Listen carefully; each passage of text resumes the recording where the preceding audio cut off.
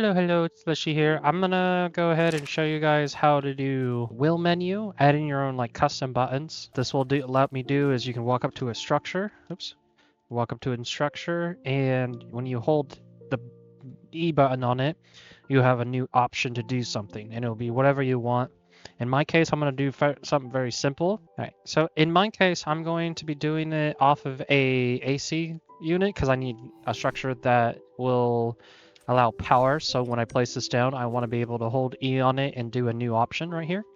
So we're going to go ahead and do all the graphing for it. I'll show you how I do it. If another modder does it differently, then I apologize, but this is just how I do it. So what you'll end up having to do is you need to go find your placeable actor. In my case, this is my air conditioner just renamed. You'll go ahead and open it up. At the top, if yours doesn't look like mine, you'll click the open full blueprint editor and it'll look like this. But yeah, once you are all good to go, there's a couple things we need to do. So at the top, go ahead and click class defaults. In the search panel, you are going to type multi, and you get enable multi-use and blueprint enable use entries. Go and toggle that on because we're going to need it. And that's it for class default setting related. You can compile if you wish. But now we're going to do the actual graphing. This is a little bit of a complex little thing, and it gets more complex the more we go, but it'll make more sense the more times you review this video. So in order to get started, we are going to have to come over here on the left-hand side in the functions panel, and we'll click the override button. With that clicked, we're going to type multi. So we're going to need BP try multi-use. We're going to need this one. So we'll click it. It'll create its own little tab, little function right here. We're going to do that again. And we're going to type multi. And we want BP get use multi-entries. And then this is the main one we will be focusing on. So you'll end up having the get multi-use and then the try multi-use. So we're going to pull it's already there because you can make your own little wheels and categories, but it gets more complex and we're not going that way. When I press E on it, I want to print the string, right? This is my goal. Is when I hold E on it and I release and I click, at the top left of my play, it will say user did this, right? So that's the goal. Sorry, I was having some issues. So what we're going to go ahead and do is pull off the multi-use, the execution node, which is the white. We're going to type sequence, S-U-Q, S-E-Q. And then the then one is going to go, to the return, just like so. We're going to move this up because we're going to need some space down here. And now we are going to pull off of the then 0 and do add unique.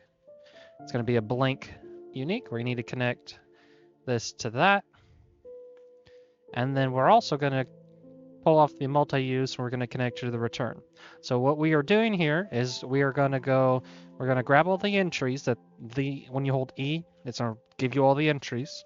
And we're going to add a unique to it. Once we added it, now we're going to just return so it's usable. That, in a nutshell, that's how I would explain it. Anyway, now we're going to be focusing on only this add unique node. So, all right. So go ahead and order your graph however you want, but we're basically going to be focusing only on this add unique. We're going to pull off of that. We're going to hover over make multi-use entry, and this is a very big node, so do not get discouraged. So we're going to get it all pretty. We're going to drop it down, and this is a very big node. This is all the information that we're going to be working with and focusing on.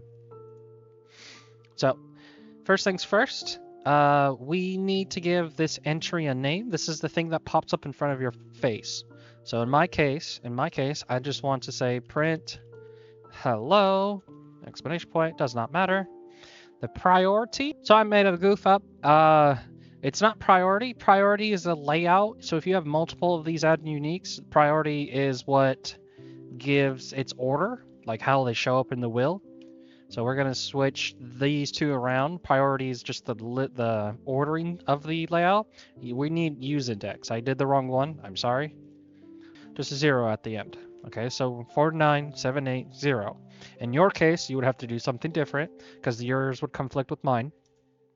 At least that's what I've been told.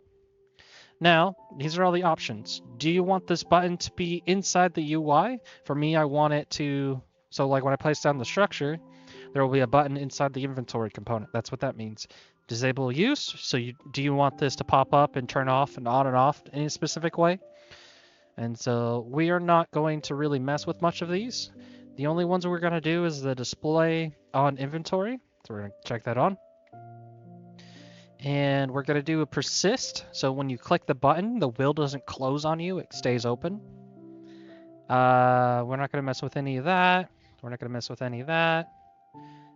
Entry activation timer and default. This is how long you want to hold E over it before it does it. So for example, if I hold E and I set this to 5 seconds, both of these, or I'm sorry, default, if I set default to 5 and I hold E over it, it'll take 5 seconds before it's fully done. So when you press E, here's all the sound files you can use. We're not going to mess with this. We're not going to mess with this. This is the icon. This is what will show up in the wheel. So I'm going to pick something random. Let's do like a flint and steel, or not, or like a flint icon. Does not matter. Before we continue, we are going to go ahead and go test it real quick. And this will show you that the multi-entry showing up.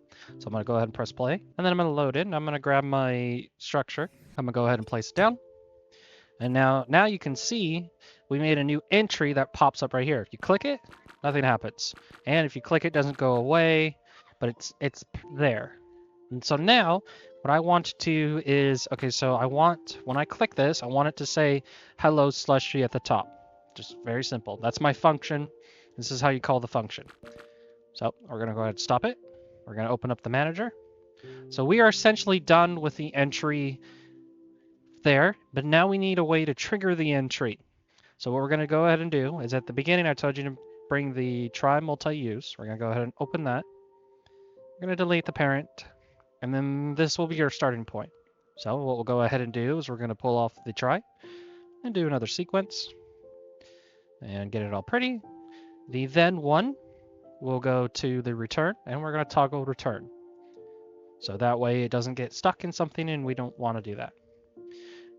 This is going to get messy, but you're going to pull off of the use index, and you're going to do switch on int. It's going to try to put it at the beginning. We don't want it at the beginning. So we're going to reconnect that, and it will be, oop, I did not mean to do it in that order. It goes like that. So this is how I will set it up, just for clean. So now we need to go back to the multi, and the number you use, this one right here, you need to copy that. You need to go into the switch int, stop searching, class defaults, click the switch on int, and where it says start index, we need to paste that number in there. And then we give it a second, and then we press new, add new pin, and this is, so now we're going to look for a UI element that has that number. So this is why you pick a number and you try not to match somebody else's. Try not to do super long because there is a limit of how many numbers you can use as a key code. So now that we created the UI, or the action wheel, we're going to actually give it some function. So we are going to, if the user hits the index UI of 4978, which is the one that we made, we are going to do our function. And so now I'm going to go to the event graph. I'm just going to do a custom event. I want this to run on server and client, so I'm going to click not replicated, do multicast, and reliable. This will just mean it will run on server and client. I'm going to pull off of this and type a print string, perfect. Nothing super exotic, nothing super difficult, and we're going to do hello slushy. I'm going to drop down the print just so we have some form of thing. I'm going to change the color. Now we have our function, our very basic function set up. We're going to go ahead and name this print hello, just like that. We're going to go back to the try multi-use, and we're going to go hover in this section, this left side, and the function we just made is right here, print hello. So we're going to pull that out. It's going to be a calling side. We're going to go ahead and connect that, and you are done. That is everything. So now if we compile, minimize, play, go ahead and give yourself the structure, open a little extra that we didn't mean to, and then we're going to go ahead and place it.